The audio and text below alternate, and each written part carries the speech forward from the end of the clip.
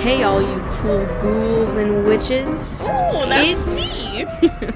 It's your favorite wicked witch of the Midwest here. Me? It's been a while. It has been a while. I've been off perfecting various poisons and cursing gremlins. Oh. Yeah. Welcome to the Poison Tea Party. I'm your host, Kaylee, and today we're going to jump right into this episode. I know that this story is going to get all of your little hairs into a little bunch. Oh, Okay. Jesus. I don't need my hairs into a bunch, thank you. Well, Yeah. She's going to make me mad. We are going to dive deep into a prolific, unsolved murder mystery. Okay, Jesus. girl. First of all, though, can we just wait a second and talk about the pyramid that's happening on the Poison Tea Party table right now? And I wonder if Trask can even see Kaylee. We were like this. Did you Yeah. see that? Okay. During that? I made saw eye contact. you guys like sort of looking, but I cannot tell if you can see each other from the size of this pyramid. Listen if here. this part continues, I won't be able No, to but see listen. her. Let me just tell you this. If there's a will between my Aunt Tracy and I, there's a way. Oh, there's a way. And we will figure it out. As I was I never reading... doubted the will for a second. No, don't do that. As I was reading this, we were both like this, and I still was making solid eye contact.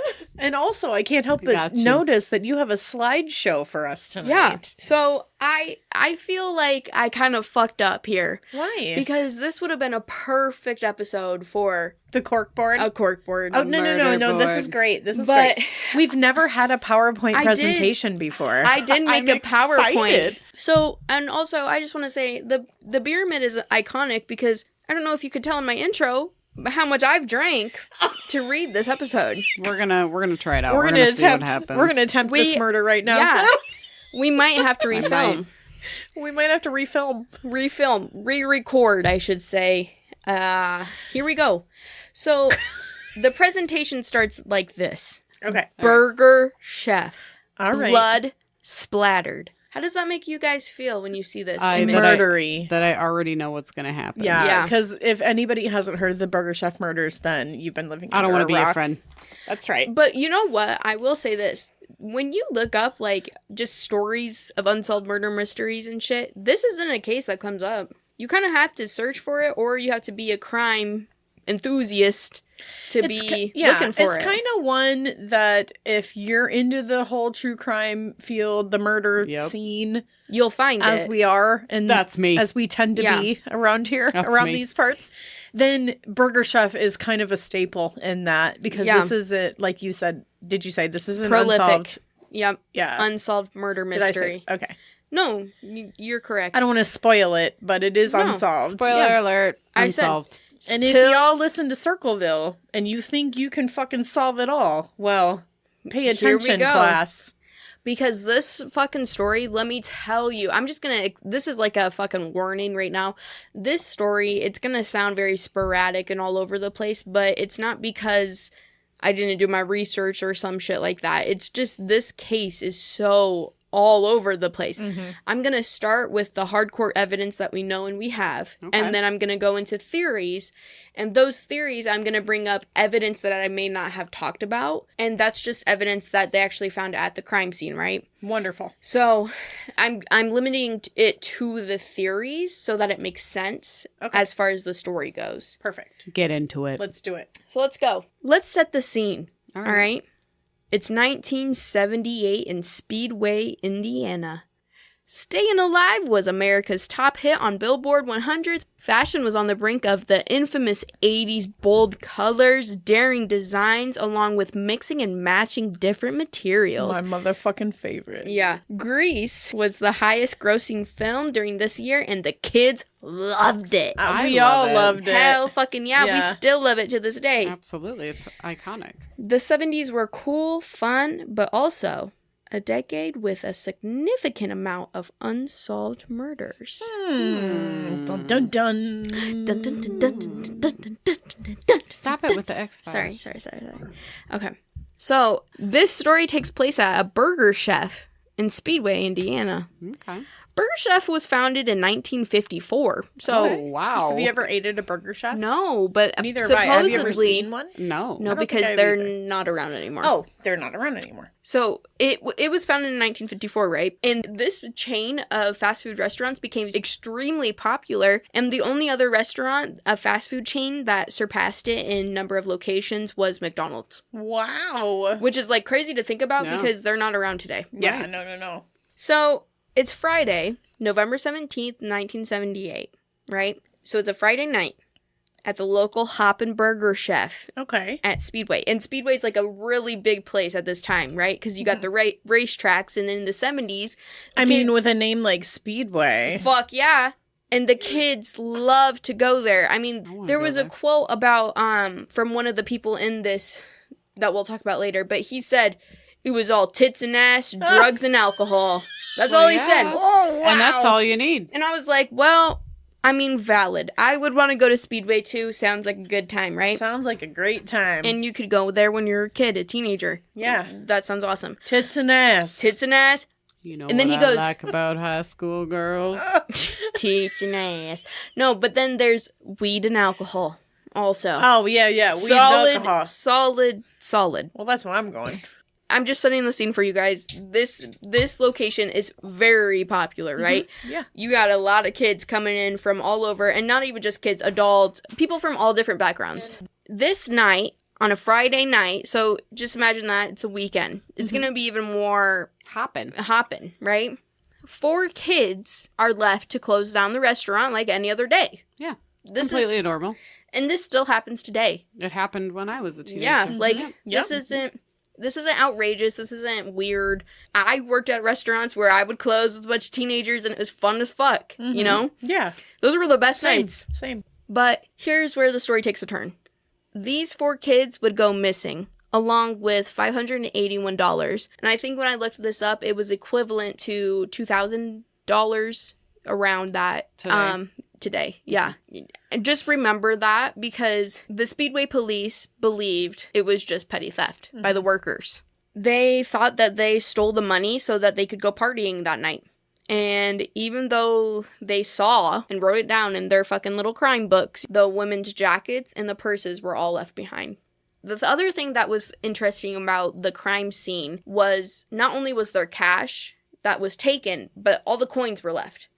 So all the coins were left in the registers and in the safe. Which arguably might be the reason for the theory behind they just took the cash Just the and left. cash.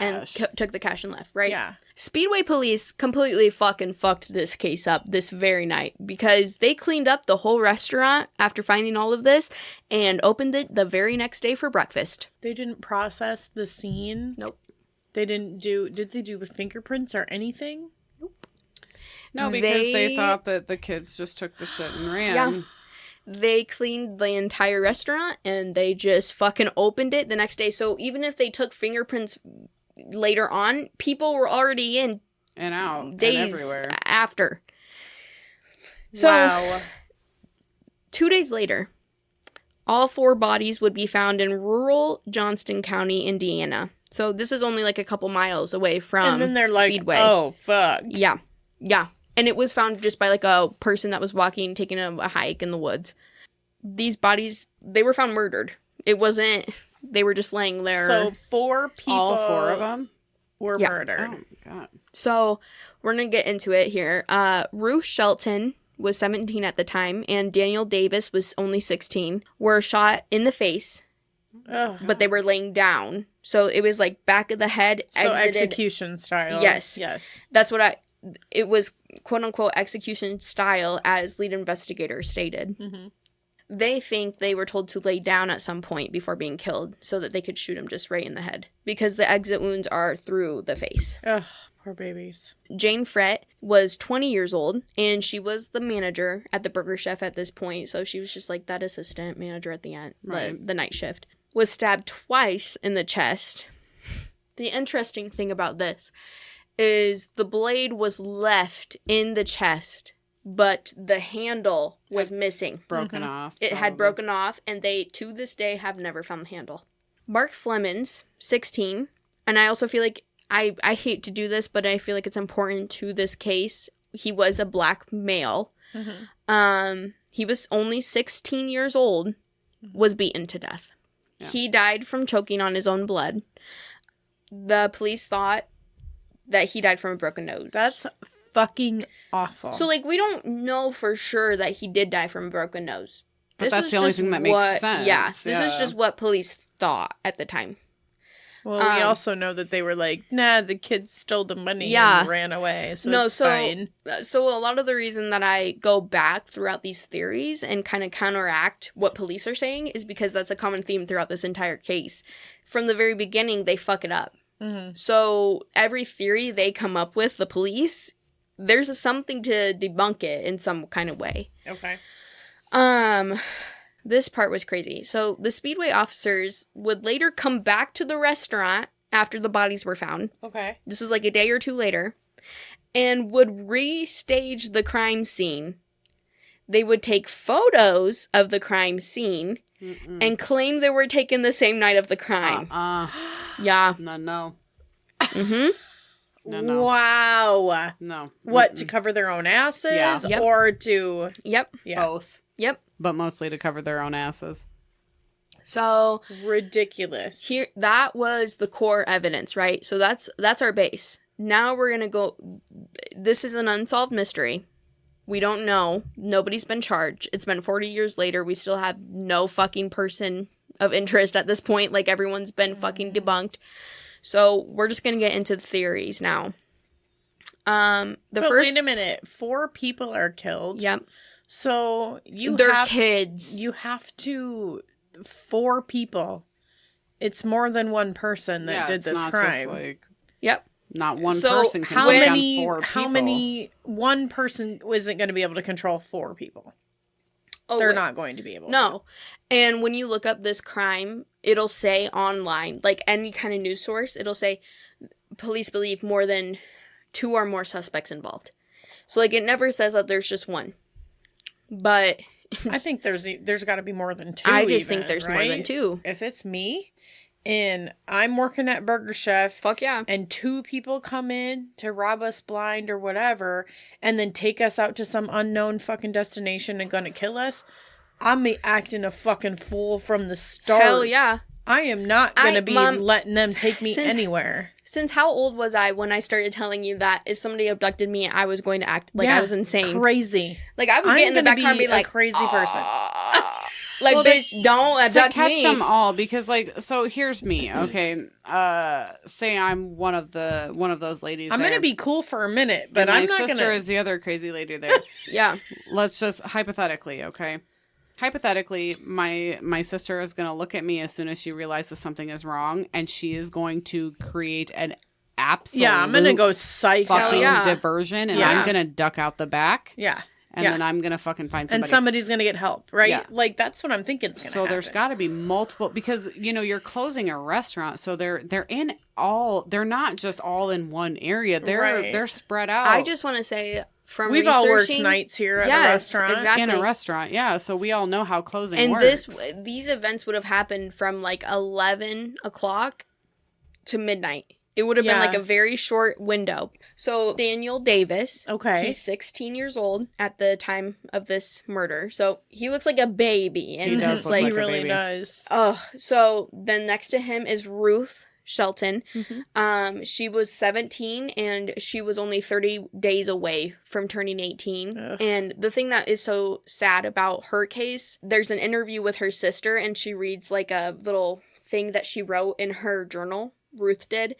And it's talking about how excited she is to turn 18. And when she was killed, she was only 30 days away from turning 18. And her mom had wrote in the journal after the whole death, but she was like, never lived to see the day 18. I love and miss you so much. Like, so sad. Next to Ruth is Mark Flemons. He was only 16 when this happened too. Just a baby. We're going to talk a little bit more about him because I feel like it resonates the most with me. It's just, I feel like it has a lot more heaviness to it just because of the profiling done with and his he race. was beat to death, you Yeah. said. So that's fucked It's up. just heavier. That's psychotic. Next, this is a girl you're going to want to remember. Jane Frett comes up a lot. She was 20 years old. She's the manager there. She works a lot of night shifts, but she comes up a lot throughout this story in this case, and she has a very important story throughout it, and a lot of people feel like this murder was because of her. Was she involved in some drugs? Yeah. Yeah, girl. The first theory we're going to talk about is the robber gang theory. Okay. So during this time when this murder took place, the police really went all out with the sketches. These are very professional, right? Mm-hmm. They released them to the public. They also put out some clay sculptures, but they went all out with who the suspects were and like this is what they look like. But they weren't doing a lot to solve the crime. They weren't investigating as far as when the crime scene happened. Mm-hmm. They weren't talking to people. There was multiple witnesses that came forward over the years. How did we get to these sketches, though? Like, where does that come into play? Yeah. So let's get into it. The robber gang theory goes as follows. There was a crew of 5 men robbing burger chefs and Kentucky Fried Chickens across Indiana during this time. Oh my 5? fucking God. Yeah. So Okay. This is a 5-man crew. they Which were... would make sense. Yeah, right? Okay. So they were from Johnston County, which is where these bodies were found. And that was only a couple miles away, as I stated earlier. Here's my question. Had they murdered anyone else up to No. this point? They had never murdered anyone else. So Okay. that's kind of like a debunk in this story, right? Okay. Yes. And it said that they would often rotate through different guys. So like they would only send like 3 guys to go rob a What is different this, like location. a train robber? Yeah, like it was crazy. So there was a group of Wild guys. West? Yeah. Okay. Wild West. So now we're gonna kind of like go back a little bit. Okay. We're gonna talk about Kirk Thompson. This was a friend of Mark. If we don't remember and who he was the Mark is our, black kid that was killed. and he was 16 at the time. Okay. So Mark went to school with him in the same grade. They were the same age, roughly. And Mark talks about how there weren't many black kids at their school. So often, all the black kids stuck together. So I didn't put a picture of Kirk Thompson on here, but this guy is super cool. I watched him in a documentary talk. He's super just, this guy's funny as fuck. He's just, immediately he opens up with saying, the Speedway police officers fumbled this case so bad. Okay. Like, that's what he starts with. So he's very aware of the situation. He knows a lot about it. But Kirk Thompson went on to talk about and give a testimony about how him and Mark had plans to go to the Galaxy that night. Okay? Okay. The Galaxy was like this underage cool dancing club for the kids to go I used to go to those. Yeah, we used to Yep. have those. I don't think they do them anymore, but No. we used to. Yep. He recounts how Mark was extremely excited to go. Like, this was a fun thing. This was a big thing, right? So he went to the restaurant, Kirk did, later in the evening. Okay. He goes to Burger Chef because by 11, they're supposed to be closed. Yeah. So he went to the restaurant. When he gets there, he sees that the back door is kind of propped open. But he sees that... He's probably there right when all that shit's happening. So he sees that the lights on the outside, the Burger Chef sign, like the lights on the building, they're all turned off. But the inside lights, so what's in the restaurant, are turned on. So he's thinking, as any kid would, like, they're still, like, cleaning up shit. Like, they're still shutting it down. Yeah. So he approaches the side building. So that door's propped open, he says. He walks over to the door and he's like calling their names. He's saying, Jane, Mark, he's calling all of their names. He knows who's working. Mark's talked to him about it. It's just normal shit. Like, they're kids. Yeah. When he's doing that, there's no response. And Kirk, at that time, he's like, fuck, they're trying to scare me. I'm not staying here. Fuck them. And he walks home. Oh. So that's our first... First of all, that saved his life. Yeah, Yeah. it did. And it's our first, like, eyewitness testimony for this Of what entire really situation. happened. So, another key witness in this case is Mary Rhines. She was 16 years old, and her witness testimony is going to come in multiple times throughout multiple theories. Okay. She was only 16 years old. She worked right next to the burger chef at the Dunkin' Donuts. Okay. So she's going to get, like, full view of that back door. Wow, Dunkin' Donuts was around. I know, isn't that crazy? I didn't know Dunkin'. that. So Mary's story goes as follows. She was off a little early this night. She had helped close down the store, blah, blah, blah. Her coworkers are leaving, etc. She called her dad and she's like, hey, I'm off early. I'm going to go wait for you outside. Well, she also called her boyfriend George. Okay, Georgie boy. Georgie boy. She called him to come hang out because it's going to take her dad a minute to get there. And you know what? What else do you do in the 70s besides smoke a joint and get drunk? Before your daddy picks you up? Never. So, Multiple times. George shows up. All right. Okay. And George is like, fuck, we don't have matches. I mean, how could you forget a lighter or a match for this fucking joint that you're so pumped to smoke? But anywho, George needed matches. What does he notice? The back door of Burger Chef is propped open. So George walks over there and he starts talking to some of the kids that are in the Burger Chef, closing it down. At What this time point, was this? He's talking to them? yes, Like directly? yes. Okay. At 11? This was like right at 10:45-ish. Okay, so we're So- talking like moments before the other kid gets there. Okay. It gets even crazier. Okay. So he goes in there. He's talking to the kids. It's suspected that he talked to Mark, but he hasn't like said exactly, but they think that he talked to Mark about, I need some matches, you got any? And then Mark gave him some. Okay. After he got these matches, he walked back over to Mary, and they start to like light up this joint, and they're smoking. All of a sudden, 2 men come next to them. They walk up.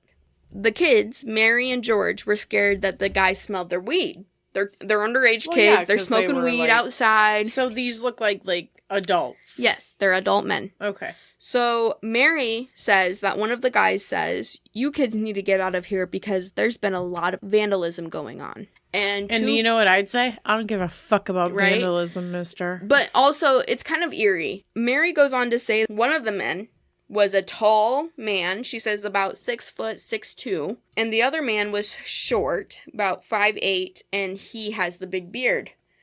This is where our sketches come in. So this is the tall man, and this is our short man. Okay? So this is like the eyewitness that we're talking about. The Dunkin' Donuts girl. Yes. Okay. But because of her statement, this is where we get the sketches. S.W. Wilkins was a man that was said to be involved with the robber gangs that were going around Indiana at this time. Train robbing gangs. He was going around committing a bunch of armed robberies, so it's important to note that just because he has they did have guns. They didn't ever kill anyone up until this point, though. That we don't- Allegedly. I mean, we don't even know that Yeah. this. Yeah. Yeah. And detectives thought that S.W. Wilkins looked similar to the man with the beard. Jane Frett, which is the manager, Yep. she worked at a burger chef in Avon, Indiana, a couple years prior. And Wilkins worked in that same town, Avon, on the railroad in Indiana. Okay. So police and people just theorizing on the internet believed that when they were trying to rob the burger chef, Jane recognized S.W. Wilkins, and it caused a whole problem. Then there was another man, Greg Stanky. Oh, he's Loves stanky. Stanky.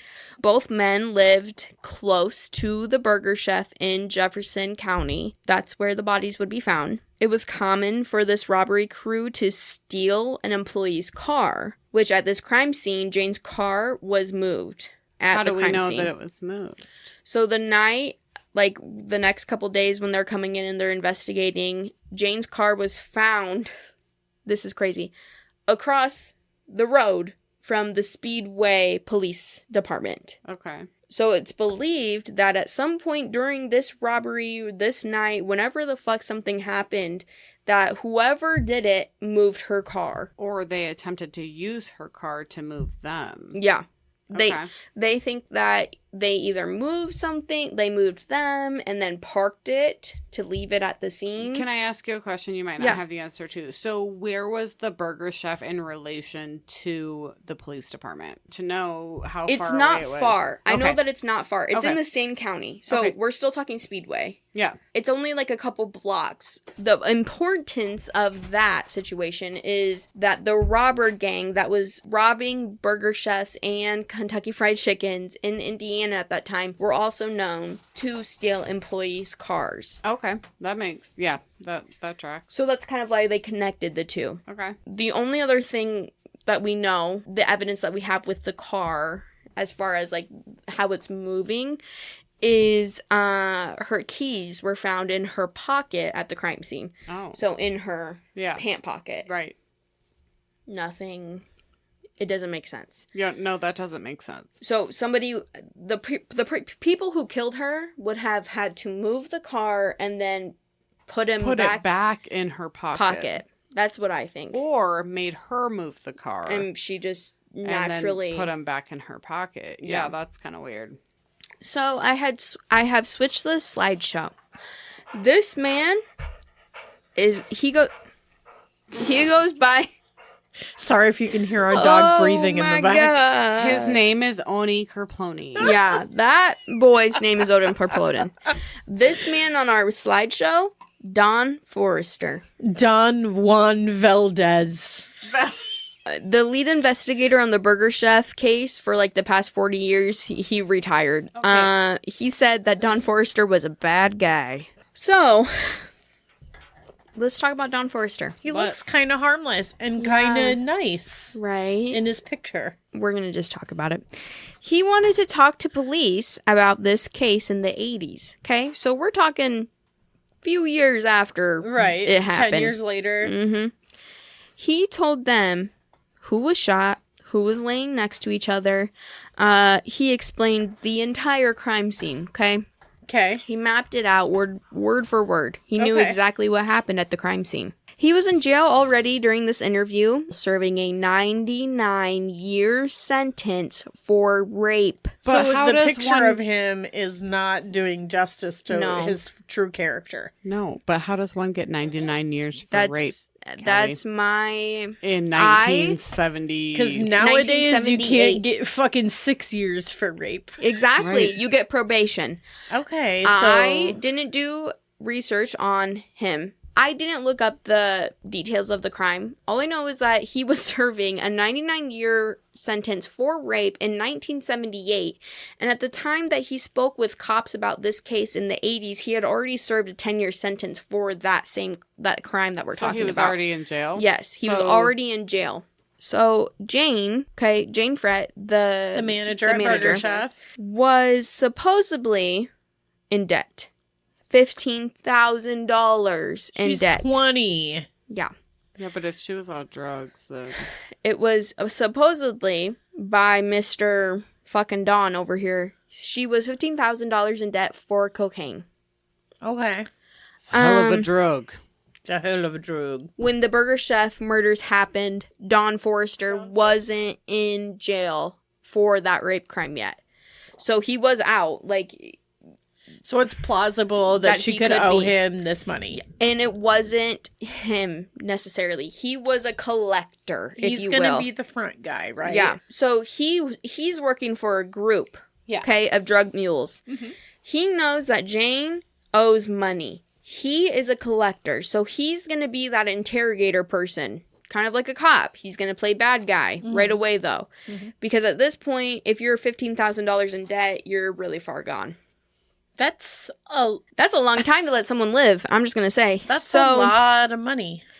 He is on interview with the cops of Speedway, Indiana, stating that he went to the Burger Chef that night to kill her.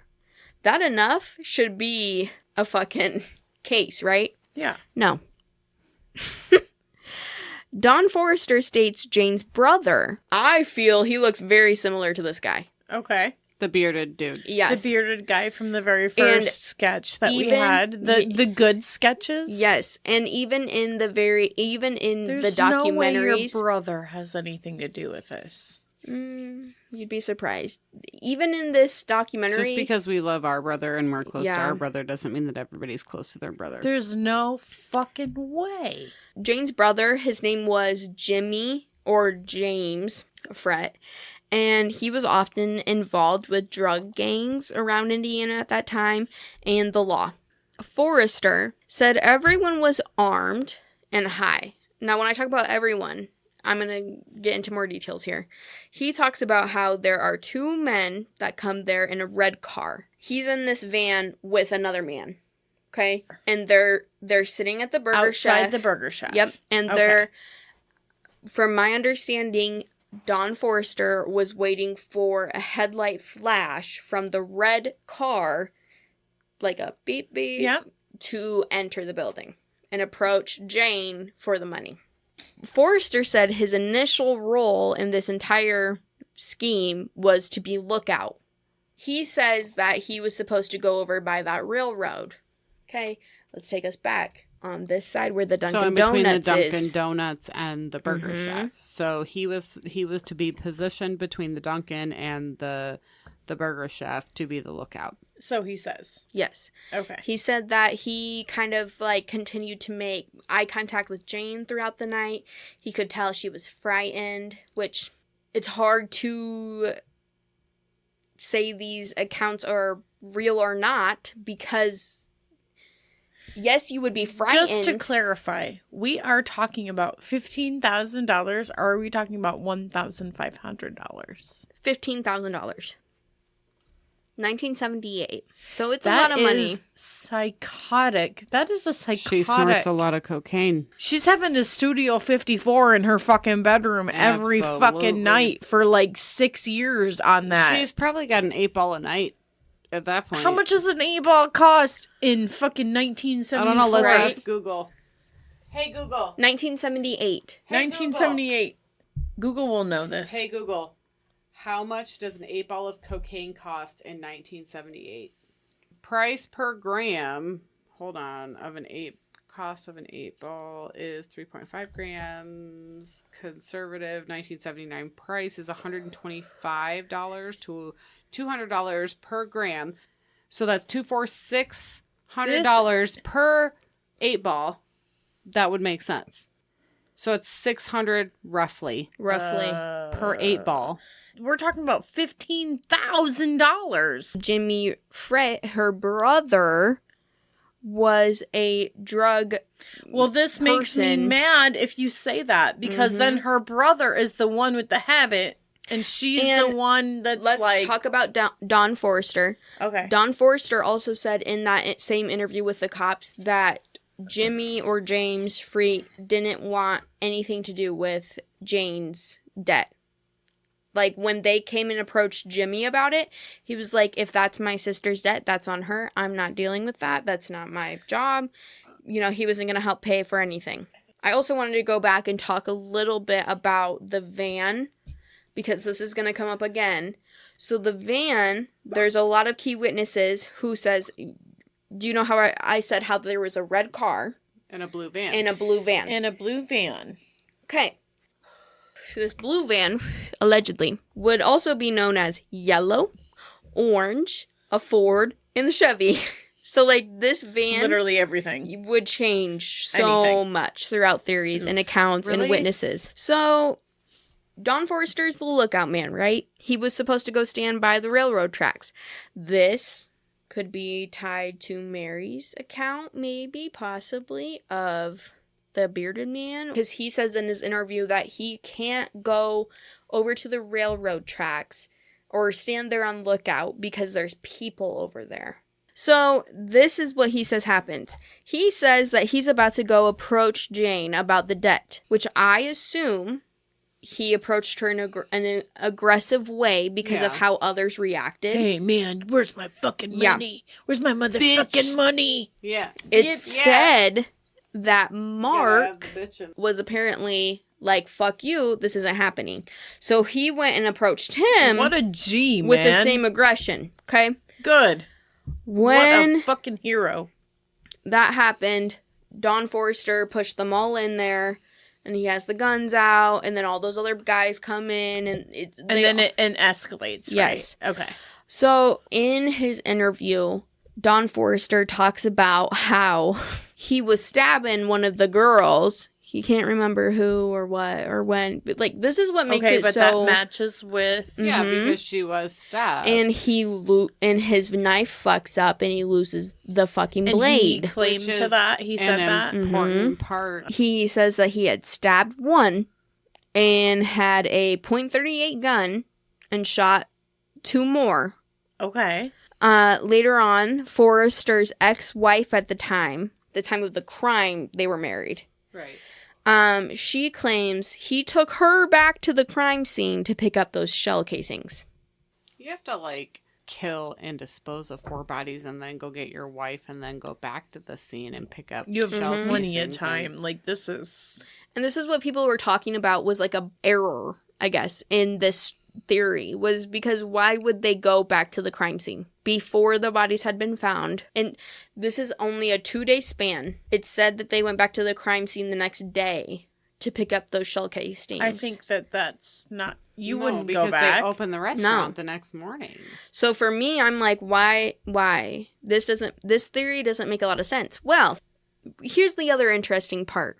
When investigators first started interrogating Don Forrester about this case, they brought him into a crime room where there were crime scene photos all around the room. So he was able to see everything that happened. If he was innocent in this murder, he would know the whole story. The investigators brought him into a room where there were crime scene photos from Burger Chef to the fucking bodies. How they were laying, Just the knife. right there for him to look at. Like, posted Everything. all around. You shouldn't That have shouldn't have done done that. that. He's So- just a boy. We're going to talk about a key witness, Okay. eyewitness in this really quick. We're going to talk about someone new. Oh, Ginger Anderson. Ginger, fuck her. Oh Yeah. my god, Ginger. Honestly, fuck her. So Ginger Anderson was actually scheduled to work that night in place of Mark. She called Mark to ask if he could cover her shift, and Mark was like, yeah, I'll do that for you, blah, blah, blah. Because Ginger was going to go on a date with this boy named Brian, okay? Okay. Mark called her like the day before and was trying to back out of it. Okay, this is important because some people believed that Mark knew what was going to happen at the Burger Chef and wanted to back out of it because people thought that his brother could be involved in this Is case. it because he's black? Yes. Yeah. That's really what it is. That's why I don't go into this theory a lot, because there's no evidence at all to back this up. Mark's dad, this is something I found like kind of sad. Mark's dad noted in an interview during the 70s how Jane once told him when he went through the drive-thru there how she loved Mark and he was her protector. Kind of sad that after this murder had happened, like, his father found that to be so... It's almost soothing. Yeah. That he brought it up again in an interview after the murders had happened. I think I would too. Yeah. I'd be like, My that son makes did more this. sense for me. Yeah. Yeah. So now we're going to talk about... Fuck Ginger Anderson. We're going to talk about what happened that same night, and Ginger's testimony about this. Her witness. All right. What she saw. What First of she all... saw. Yeah. She wasn't there. Exactly. First of all, this bitch made Mark cover her shift at the local Burger Chef. And then, when she's on her date with her boyfriend Brian, drives past the Burger Chef. Okay? When they drive past the Burger Chef, they're like, oh, it kind of doesn't look like normal. So they know that the lights on the outside were turned off. Okay. But the lights on the inside were on. We're on. As others stated. have. Yes. Which is, to me, completely normal. Makes if you're it accurate. closing. They also noted that the back door was open. Brian, which is Ginger's boyfriend at this time, right? He was the one who was driving, and he was the one who was like, why does it look kind of weird right now, right? So Brian is like, we should really tell someone about this to Ginger. And Ginger is like, well, I agree, but I have to get home at like this certain time, blah, blah, blah, her parents or whatever. So Brian goes and drops Ginger off. And Brian is the one who goes to the burger chef and calls the manager. He goes inside this burger chef. Oh my God. Yes. Wow. He goes inside this burger chef. A kid goes inside. He goes in. He calls the manager on the burger chef phone. And he's like, and nobody's he's like here. seeing no one's around. Yeah, he's but the like- lights are on inside. Because he And the told- back door's open. Yes. This is total Johnny vibes. It's not even funny. Yeah, It for is. real. For real. And that manager calls the police. So, going back to props to Brian, because if he didn't call, Brian. they wouldn't have said anything until the morning. Brian's like, I might get murdered, but it's okay. It's fine. Well, it's probably Right? the last I'm thing saving on his Burger fucking Chef. mind. He was probably like, this shit's just weird. It's Yeah, not it's rubbing weird. me It's right. not right. Like, I'm going to Yeah. stop and check it out. So, we're going to jump back to Don Forrester. Okay. Prosecutors had access to the tape that I had reference to, stating like the stuff where he talks about the knife and that kind of shit. And they still chose not to prosecute. The reasoning? Mr. Forrester was already serving a 99-year sentence. So what? So what? And I also want to state that Don Forrester confessed to this crime twice and also took it back twice. So he's very, all over the place. And again, you have to remember that they took him into that room that was covered in crime scene Yep. photos. So next we're going to get into the Speedway bomber theory. There would be a 6-day bombing spree in September of that same year. So a couple months before the Burger Chef murders happened. And this bombing spree, people kind of used it as a scapegoat for this crime. Okay? Bombing spree. Yeah. That's the words she's using. What So- a wild thing. Yeah. It was 6 different locations in Speedway, Indiana. A school, the place right across Burger Chef. So different we're places talking, like this that. is all localized? Mhm. Do we know how big this town is? What's Speedway- the population of this town? It said the population was 12,640 people. That's so tiny. It is. Okay, and now But there's it's bigger than bombings. It's bigger than Mhm. our town, though. 12,000 people, and there's And bombings also- and murders and all Yeah. kinds of psycho I shit. get that. And it had a racetrack there, so that brought in even more people. It was said on Friday that Jane had actually called her boyfriend at the time, and the conversation of the bombing person had come up. This is important because Jane says to her boyfriend, allegedly, that she said that one of her employees told her that night that she had saw Brett Kimberlin, who they thought was the bomber at that time. But what's funny about this is that his picture had not been posted anywhere. Who's Brett Kimberland? This is Brett Kimberlin. He looks an awful lot like He looks one of like those my guys, ex-husband. Yeah, though. A little bit. a little bit. But at the time that this murder happened, his picture was not released, so there's no way that the employee would be like, I saw Brett Kimberlin. And Or that they he would was the- associate it Yeah. with that. Exactly. Yeah. So Brett Kimberlin lives in a huge mansion nowadays. He has 13 animals. He has kids and a wife. And he was in prison for 15 years over the bombing cases that happened in Indiana at I'm this sorry, time. he was in prison for how long? 15 years. But to this day, he still claims his innocence on the bombing, on the Burger Chef murders. There was a bombing right across the street from the Burger Chef. It blew So up. they think these bombings were connected somehow to the Burger Chef. Yeah, they think that he killed those kids. At that point in time when the Burger Chef murders happened, this guy was a known pot dealer. He was selling large quantities of pot. In police world, this could make him more of a suspect because he was willing to go that extra mile. And it said he didn't have any problems with the law or anything, I even don't involving think- So pot. how is he involved in a murder? Exactly. Quadruple murder. He didn't have any run-ins with the law until the bombing. And for him to still claim his innocence years later I think it just solidifies this story. So now, we are now getting into the eyewitness theory. Okay. Alan Pruitt. Sounds like a douche. Oh, yeah. He looks like a douche. So we're going to start with Alan Pruitt's altercation with Jimmy Fruit. Can't wait to hear who the fuck that is. Fruit. I don't know his name. But Jimmy is Jane's brother, if anyone forgot. Alan Pruitt had an altercation with Jane's brother, Jimmy. Okay. Apparently, it goes as follows. Alan had confronted Jimmy and asked if he was the one who got his sister and those other kids killed. So that's just kind of a funny little tidbit about Alan. Alan is the only person that was proven to be at the Burger Chef the night that this crime happened. How? I hate him. He goes to Dunkin' Donuts with his friend David Adams. Okay. David and Alan are drunk. They're like, shit, we want to go get more alcohol. Oh, damn, me too. Where do we go? He kind of feels sick, and he's like, I gotta go outside for a minute and get some fresh air, okay? So he's that drunk? Yeah, like he's drunk. He's like, I'm not trying to get a coffee. No.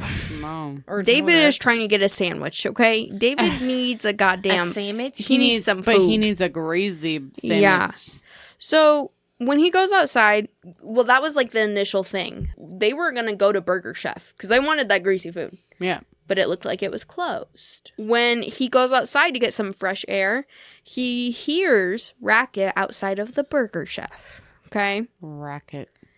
Burger Chef's lights were off on the outside, but the lights were on the inside. He claims, okay, think about that van that we were talking about earlier. I mean, this is ridiculous. Isn't it? He claims he saw a white van outside. He saw white wheels, and that he claims, quote unquote, he could never get this out of his mind because they looked fucking stupid. Quote unquote. Quote unquote. Fucking stupid. Fucking stupid. I believe him. That's why, the white wheels always stuck with him. He also saw a weird window on the side of the van, and it was like a small circle window. Okay? Small. Yeah.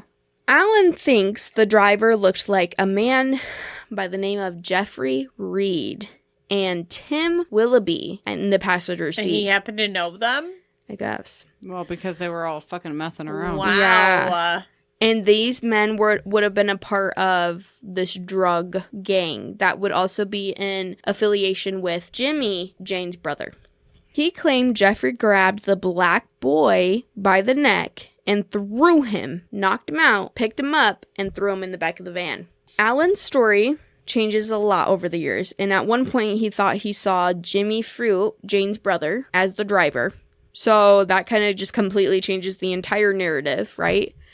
Another time he also claimed he saw two black guys get out of a car. That put that spotlight back on Mark's brother, okay? So Pruitt was in and out of jail at this time. He passed multiple polygraph tests that the cops made him fucking take for this case, the Burger Chef case, because the police really thought that Pruitt had something to do with this.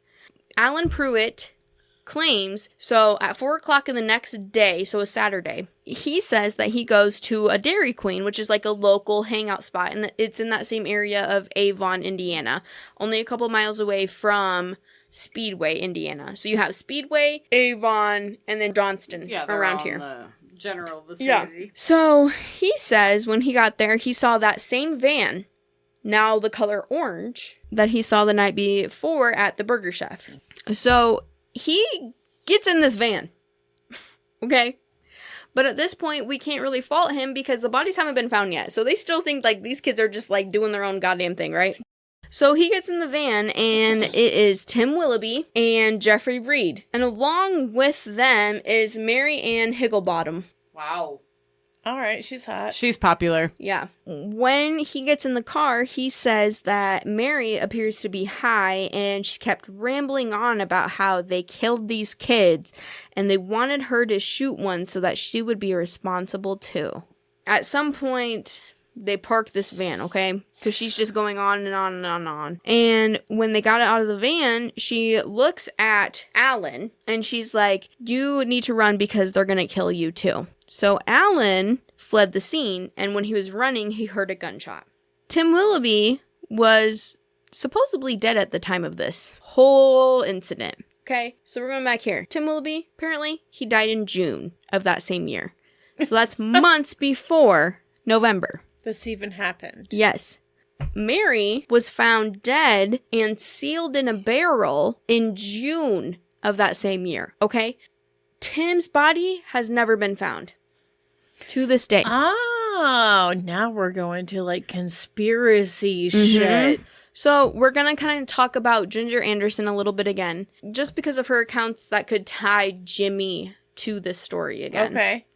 So Ginger Anderson claims that Burger Chef was a drug drop, quote unquote, and it happens in the bathrooms. Ginger claims that Jane's brother, Jimmy or James, would often come to the Burger Chef, and Jane would leave with him, and they would go off for a while, and she would come back, and she would be, like, obviously high. Ginger also recounts that Jane was kind of an angry person and wasn't always the nicest to her workers. She would get into Ginger's face and be like, don't tell anyone I'm leaving right now, or, you know, like, kind of stuff like that. Like, she didn't want people to know that she was a manager. So she didn't want people to know she left. Fair. And came back, you know? Fair. Ginger Anderson believes that this was a drug trade that had gone bad. That was like her account of what could have happened with this whole case. But nothing really makes sense. When Jane's car was dusted for fingerprints, the only DNA that matched that same DNA that came off of her car door was a friend of Mark's brother. Mark's brother would also go on to commit armed robbery a few years after this event occurred. What the fuck? Yeah. That's so random. Yeah. But I know you can't see me, but like it's so like it just keeps going more and more and more. Like how fucked up was this? Like that's I just wow. We're going one direction and now we fucking steer hard fucking left and we go. Which is why this case isn't solved to this day. I mean, that's fair. Another key eyewitness to this case is Jean Bland. I just found her testimony to be interesting because she claims that she was driving by with her husband at the night of this murder, and they saw a single file line of those kids walking into a van. She claims that no one would talk to them about what they witnessed. They would call the cops, and when anniversaries would come up of this murder, like the 10-year, 20, I believe her. And nobody would talk to them. Yep. So I know that we've talked about Mark Flemons and kind of just the sad stuff that resolved around his case, that he wouldn't have been there that night. But Daniel Davis actually wasn't supposed to be there that night either. And he had called his mom to ask if he could stay later because he was only 16 at the time and he couldn't stay past like 10 o'clock for the law at that point. Yep. And he called to ask if he could help close because he wanted that extra money for Christmas presents, which is so sad. That makes my heart. So now we're going to get into my theory. This isn't my theory, but this is a real theory that I feel like this is the theory. That she like tried this to claim happened. as her own. Yeah. I'm sorry, allegedly. No, but I feel like this is what happened. Okay. This is what I feel. Tell me. This is the 40-year-old secret theory. Tim Boyer. This is the guy who claimed that claimed that the racetracks were awesome because of the tits and ass and weed and booze. TNA. Yes. Bitch. So Tim Boyer would go to the racetracks constantly during the summers of the 70s. Jeffrey Reed is the same guy from Alan's story. He's the same guy that Alan says he saw that night at the Burger Chef, okay? Tim Boyer was very close friends with Jeffrey Reed. Tim noted he could be a teddy bear one minute and could beat someone up the next. The van was miscolored over the years due to lights reflecting off of the color. Dark, orange from the light, yellow from the light inside the restaurant. A yellow van with a red primer was owned by Jeffrey Reed. So out of like all of the accounts, the people, so we have that very first one with Don Forrester, blue van. Okay, then we go into Alan, who says white van. Tim Boyer says that Mr. Jeffrey Reed came and confessed to him one day. This is what the 40-year-old secret is. Tell me. Jeffrey confessed to him in private 40 years ago. He claims Jeffrey drove by, saw Jane's car in the parking lot at the Burger Chef, knew she owed some money for all that cocaine, All those 8 balls. and stopped. I just watched this documentary. It's amazing. You guys should go check it out. It's on Hulu. They showed people from the case from 40 years ago, to like this day, showed them pictures of him along And with everyone's like, yeah, that's the guy. yes. They Okay. all pointed to Jeffrey Reed. Which kind of fits And- the okay. fucking bill for the bearded So- guy. Here's this guy. I know it's not the greatest picture, but it's the only one I could get of him. Bearded guy. They look very similar. Yeah. Jeff told Tim that when he was trying to collect Jane's debt, an individual ran at him. Mark. Okay, this is Mark. When Mark ran at him, he punched him. Mark, who was the black kid, who was like, no, you're not going to fuck with her on my watch. Look at how Yes. this kid was very lean. So Jeffrey claims that he started panicking and thought that he had killed Mark. So then what? He did this whole thing? Yeah. And he tells Tim Boyer that the adrenaline started to kick in. He saw the kids watching from the inside of the Burger Chef. So when Jeffrey knocked him out and thought he killed him and was panicking about it, he looked up, he saw all those kids watching, and he walked inside, said that he put them all in the cooler at first. While this is happening, he calls somebody else in this fucking drug gang shit. He's panicking about Jane's car. This is kind of like important evidence to this case because that's kind of something that's unknown. Well, yeah, and it was So- parked right outside Yeah. the Police department. department. So he calls the gang and And he's she like, had the keys in her pocket. yeah. And he's like, we need to move this car. So it looks like they left for the day. So people come and they move her car. Tim Boyer says when Jeffrey was talking to him about this whole situation, he didn't really know if somebody was trying to escape or if somebody tried to attack him. But at some point when he was trying to drive them off into the woods and drop them off, because that was his initial plan. I'm going to drop you guys off in the woods, drive away. Somewhere along those lines, somebody was trying to escape or somebody was trying to attack Jeffrey. And then Jeffrey and Timothy Willoughby killed the rest of the kids.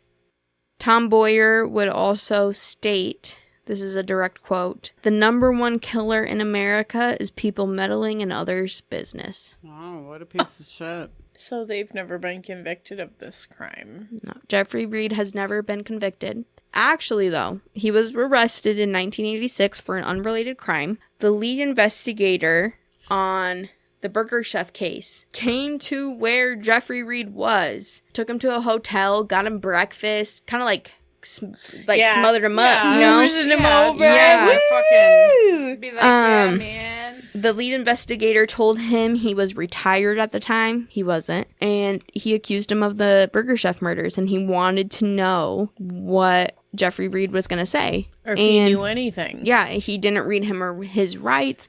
He just said that he wanted the closure. Like, he just kept talking it down, right? So this whole meeting, they're talking and whatnot, and Jeffrey Reed never says a word. A word. He never says anything during the whole conversation. So he knows something. The investigator said that he gave him a ride after the conversation to a destination that Jeffrey Reed needed to be dropped off at, and he said he never saw him again. The investigator said he felt they were really, really close to solving this murder, and unfortunately, they didn't have the forensics to back it up. The investigator on the case that worked on the case for like 40 years said in his, like, the ending part of his interview that he was, like, tearing up and crying. It was sad, but it was For true. sure. His whole life's work. Yeah, he said it's not fair for the family members not knowing. The current lead investigator believes this case is still solvable and still wants the opportunity to hold someone accountable. Someone will talk. And just like another quote I want to end this on is Ruth's sister, so the girl who was excited to turn 18, she says in an interview at the end of it, "You're supposed to find the bad guys. That's the way the movies are supposed to end." That's what Ruth's sister ends with. So, it's sad. But that's what I got. Like, this story has so many loopholes, and I'm way sure more in depth than I've heard this story. Me too. I'm sure there's more that I didn't even cover. To be still unsolved 40 years later is insane. I agree. It's crazy, and I feel like it's sad. So my question to you guys is, who do you think, after hearing all those theories, who do you think killed the kids? Honestly, There's a ton of suspects. yeah, there's a lot. But my big thing is, we heard multiple times that people drove by and they saw the back door propped open. Yep. So when I worked in fast food and I was the manager, that was a number one rule that we were not ever allowed to do. I was actually just talking to John about this today. My specific restaurant that I managed was in a very high Risk neighborhood. yeah. And so Yeah. we were very explicitly told that You're not allowed to even open the outside you doors were not at all. allowed to go outside. And if you Yeah. went outside, somebody followed you and they locked the door after you. You were on your own once you went outside. No door was ever to be propped open, Nope. ever. Like, that was did it happen? Yes, people did it. They didn't follow the rules, but in the whole grand scheme of things, Guidebook, it was like, not allowed yeah. to happen. And maybe it was because of this. I never even thought of that, but it probably was. So I am going to end it on this note. I just want to say that Jane Frett, Mark Flemings, Ruth Shelton, and David Davis, they were remarkable kids trying to get some money to go do kid shit. Trying to be responsible, trying to do the right thing. Excited to be 18, to be an adult, excited to get It's Christmas just a party, presents. man. Yeah. What were you doing at that age? No. Not shit like they were. No. So we got Ruth, who's excited to be 18. We got David, who's excited to get Christmas presents for his family. Yeah. We got Mark, who's excited to go to the galaxy with his best friend Kirk. So these And are just- all just kids that were excited to be kids. That's Yeah. what I'm saying, is that they were just kids, man. And to be that age and to go to work, to go to school, go to work, do all that shit, that's a lot of stress. And I have a lot of respect for those kids, and I really hope in the next year or so that we solve this case. That would be wonderful. I hope that the Speedway police are also held accountable for their lack of actions Well, that's for not this gonna case. happen. I feel like it's very hard to talk about these kind of cases because we talk so much about the fucking people who are suspected of killing these kids, and these kids were people before this happened. So bring more awareness to these kids. Bring more awareness to who they were as individuals. You can go follow us at thepoisonteaparty.com. You can email us at thepoisonteaparty@gmail.com if you guys have any more theories about this case. Yeah, I'd like to know what you think. If you want to be a member with us, you can go to the patreon.com/thepoisonteaparty.com.